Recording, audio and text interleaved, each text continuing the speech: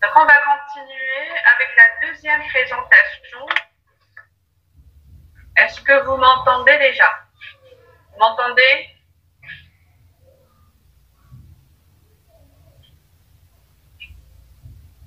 Très bien. Donc, on va commencer. La deuxième présentation, là, c'est d'ordre pratique. Tout à l'heure, c'était d'ordre législatif. C'était pour vous déterminer que vous avez des droits. Mais également, à côté des droits, il faut des moyens de prévention. C'est une éducation personnelle. Portez vos gants, portez la blouse, nettoyez votre paillasse. C'est votre travail parce que vous allez risquer votre vie à cause d'une négligence. Vous allez me dire, ah, c'est pas moi qui va nettoyer ça, c'est l'autre, c'est la femme de ménage, c'est pas moi, c'est etc. D'accord? Vous allez jeter une aiguille par inadvertance au niveau d'un sac poubelle. Pourquoi? Vous allez contaminer la femme de ménage. D'accord? Donc, il faut travailler dans des conditions pratiques d'hygiène et de sécurité. D'accord? Une sécurité. Une sécurité pour vous et pour vos collègues. D'accord? Tout le personnel de santé est concerné. Maintenant, on va parler de la biochimie des différents milieux biologiques. Donc, vous savez, il existe plusieurs milieux biologiques. Qu'est-ce qu'on va faire dans un laboratoire de biochimie pour ces différents milieux biologiques qui arrivent dans un laboratoire de biochimie? Donc, on va commencer. Donc, pour effectuer des analyses biochimiques, il est nécessaire que le laboratoire reçoive l'échantillon correct. Vous allez demander un bilan biochimique. Le laboratoire de biochimie doit recevoir l'échantillon correct d'examen demandé. Et il doit recevoir également les informations nécessaires afin que le résultat soit renvoyé au médecin demandeur dans les plus brefs délais. C'est-à-dire que le médecin, sur l'ordonnance, il doit noter si c'est urgent, si c'est un post-op, si c'est un pré-op, d'accord? Il doit mentionner les informations nécessaires à votre patient. Donc, différents échantillons peuvent arriver au niveau d'un laboratoire. Donc, les différents échantillons sont utilisés pour les analyses biochimiques. Et la majorité des examens sont effectués sur du sérum ou du plasma. D'accord? C'est quoi sérum? C'est quoi plasma? Donc, le sérum, lorsque vous faites un prélèvement sur un tube sec et lorsque vous faites le phénomène de centrifugation, on appelle le surnageant sérum. Et si vous avez un tube avec un anticoagulant, par exemple le plus utilisé dans le laboratoire de biochimie, c'est le tube avec héparine. Lorsque vous allez centrifuger, vous allez récupérer du plasma. D'accord? Donc le sérum, il y a un phénomène de coagulation dans le tube sec. Et dans le tube avec anticoagulant, il n'y a pas de phénomène de coagulation. Donc, les analyses biochimiques effectuées dans les différents milieux biologiques. Donc, les différents prélèvements. On peut avoir un prélèvement sanguin. On peut avoir un prélèvement urinaire. On peut avoir liquide céphalorachidien, le STR. On peut avoir d'autres liquides, l'oral, l'acide, séculaire, intestinal, les kystes. D'accord? On peut recevoir un tissu, bien des cellules. On peut recevoir également des calculs rénaux. Donc, on va voir pour chaque milieu biologique, qu'est-ce qu'on va faire. D'accord? Donc, pour les prélèvements sanguins, nous avons trois types. Le prélèvement sanguin veineux, le prélèvement sanguin artériel et le prélèvement sanguin capillaire. D'accord? Donc, on va voir pour chaque prélèvement comment il se fait, dans quel tube il se fait et quels sont les examens qu'on peut faire. Donc, on va commencer par le sang veineux. Donc, le prélèvement est effectué de préférence à jeun pour la plupart des examens biochimiques et toujours à la même heure. En général, on choisit le matin. Donc, le jeûne, c'est entre 8 à 12 heures. Généralement, c'est largement suffisant, 8 heures. Le prélèvement doit être pratiqué sur un sujet qui est au repos. Il n'y a pas d'activité physique. Pas d'activité musculaire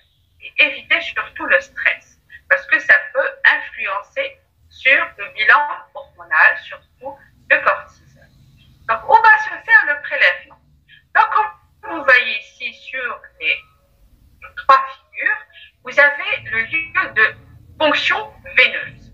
Donc, les veines du pli du coude au niveau du bras. Vous voyez, donc, au niveau de ces petites vénules, au niveau de ces veines, c'est le lieu privilégié. Donc, on va placer ici un garrot à 10 cm de la veine qu'on va piquer, du pli du coude, et il va piquer à ce niveau-là. On va choisir celle qui a un gros diamètre et peu énervé. C'est-à-dire, je ne vais pas faire le prélèvement à ce niveau-là, ou à ce niveau-là, ou à ce niveau-là. Donc, je vais choisir là où il y a une ligne droite. D'accord? D'accord? Ici, je ne vais pas choisir la fonction à ce niveau-là.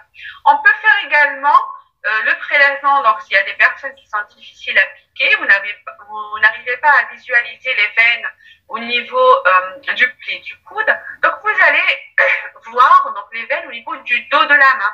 Donc vous allez voir au niveau du dos de la main, les veines au niveau du dos de la main. Le prélèvement ici, c'est un prélèvement qui est superficiel, donc vous n'allez pas plonger votre aiguille, vous allez la mettre perpendiculaire, d'accord? Vous allez la mettre en parallèle. Donc, le prélèvement, il est superficiel et il est douloureux pour le patient. Vous avez également, si vous ne trouvez pas ou si vous avez un patient qui a pour les crons brûlés, par exemple, vous allez faire le prélèvement au niveau de la région malléolaire, c'est-à-dire à ce niveau-là, au niveau des artères, au niveau du pied. Donc, pas au niveau des artères, au niveau des veines du pied. C'est un prélèvement qui est peu confortable et exceptionnel, vraiment exceptionnel. Donc, il faut respecter des conditions. Donc, les conditions de prélèvement. Donc, si il y a un ordre dans le prélèvement. Donc, il faut commencer toujours, si vous avez une hémoculture, il faut toujours commencer par les flacons d'hémoculture. Vous avez toujours 2 flacons d'hémoculture, l'aérobie et l'anaérobie. La recherche des germes aérobiques et la recherche des germes anaérobiques. Puis, je vais faire le tube citraté qui est dirigé donc pour l'hémostase. Vous allez après faire le tube sec, puis le tube avec héparine, le tube avec EDTA, le tube à fluorure si vous allez explorer donc la glycémie, et vous avez le tube citraté si vous avez besoin d'une PS en dernier parce que vous allez enlever le garrot et vous allez faire votre prélèvement sur un tube citraté, d'accord? Donc il faudra respecter l'ordre de prélèvement de vos tubes. Je commence toujours par l'hémoculture si j'ai une hémoculture. Maintenant, si j'ai un patient, un externe qui vous demande un prélèvement, je vais voir son ordonnance. Donc, s'il y a un bilan d'hémostase, quand je parle de bilan d'hémostase, ça veut dire ETP et TCK. Donc, si vous avez un bilan d'hémostase, vous allez toujours commencer par le tube citraté. Puis, vous allez utiliser un tube sec, puis un tube avec héparine, puis un tube avec EDTA. Le tube fluorure, c'est lorsque vous allez, par exemple, faire un prélèvement d'un patient, on va dire, par exemple, à Oran, et vous allez transporter ce prélèvement vers Alger pour l'exploration de la glycémie. Vous savez que pour la glycémie, il faut centrifuger dans les maximum 2 heures qui suivent votre prélèvement. Donc, si vous tardez, il va y avoir une consommation de la glycémie par les globules rouges et vous allez avoir une hypoglycémie fausse. Donc, pourquoi maintenant cet ordre au niveau des tubes? Donc, au niveau des tubes, il y a un phénomène de contamination de l'anticoagulant. Si vous faites un prélèvement avec une épique crânienne, ça veut dire que le bout de votre épique crânienne est déposé sur votre tube. Si je commence par le tube citraté, ça veut dire que le citrate, si je commence par exemple par le tube EDTA, l'EDTA il y a de petites gouttelettes qui peuvent complexer les ions, il peut complexer le calcium. D'accord? Donc, qu'est-ce que vous allez complexer le calcium? Vous allez avoir une augmentation de la une diminution, pardon, de la concentration de calcium dans votre tube. Si le tube dans votre sérum, si le deuxième tube, c'est un tube hépariné. D'accord? Donc, il y a un ordre d'enchaînement au niveau du prélèvement. Toujours le tube citraté, après c'est le tube sec, après c'est le tube avec héparine et le tube avec EDTA. EDTA, c'est le dernier. Maintenant, si vous avez une VS, une vitesse de sédimentation, il faudra donc un autre tube. Il faudra, c'est au moment où vous allez enlever, vous avez enlevé votre tarot et vous allez faire donc la VS. Un deuxième tube sec. Donc, qu'est-ce qu'il faudra respecter également lorsque vous faites un prélèvement sanguin? C'est respecter le volume, d'accord? Le volume de remplissage, il doit être correct, d'accord? Parce que à l'intérieur de votre tube, il y a un anticoagulant. Il faudra respecter le volume anticoagulant et sang, d'accord? Donc, par exemple, pour l'hémostase, si vous allez donner un laboratoire d'hématologie pour DPTCK et vous avez votre tube citraté qui est à moitié rempli, il a le droit de le refuser, d'accord?